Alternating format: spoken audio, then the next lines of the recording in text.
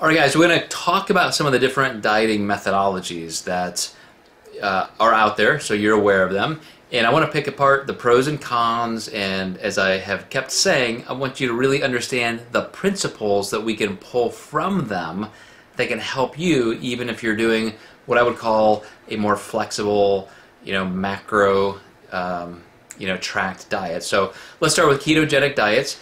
There are so many different forms and versions of low-carb diets, and I'm going to try and explain them very quickly so you know.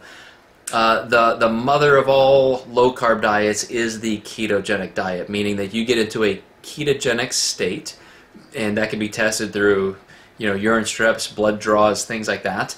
But essentially that means that your body is using just fat for energy, and unlike what some people consider just a low-carb, higher protein diet, it's primarily fat. I mean, ketogenic diet means you are consuming fat. Even if you have a little bit more protein than your body needs, that can take you out of that keto state. So a ketogenic diet is really, even though the term is used almost flippantly, it's not something that people do perfectly. Nobody just eats almost entirely all fat, only just a little bit of fiber and only a little bit of protein. But a lot of people consider that kind of the goal, and if you could get to that level, that would be the best. And I don't think anything could be further from the truth. There are rare medical conditions where that's helpful, but even then it's not conclusive that that is the best. More and more research proves that low-carb diets are not only the hardest to maintain, sustainability is an issue, they cause the most eating disorders, but they are also the ones that suppress your metabolism more dramatically. You reduce lean body mass. Even mental performance is completely impaired. There's quite literally nothing about a low-carb diet that is beneficial. Absolutely not when compared to a lower fat diet. Now, I will say, you will see literature, you will see research that contends the opposite. You will see research that shows a low-carb diet outperforms. But the thing you have to remember, this is so critical.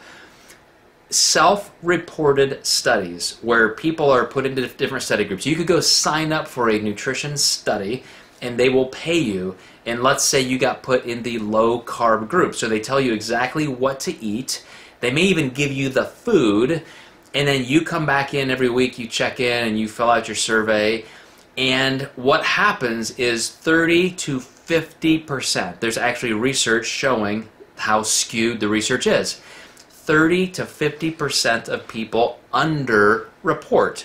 So if I'm in this low-carb group and I come into you and I'm supposed to have been on this low-carb group and you're even paying me to be in the study, am I really going to tell you about the cookies that I ate? Am I really going to tell you about, the pizza I split and pitcher of beer with my friends?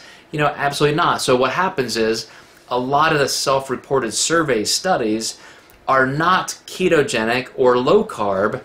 They're low-carb modified. They're low-carb some of the time, and then they have these interjections of carbs. So then you have to ask, well, maybe that's just how we should do it. Maybe we just have a low-carb diet, but then we refill carbohydrates. We have this big high-carb day once a week or something like that.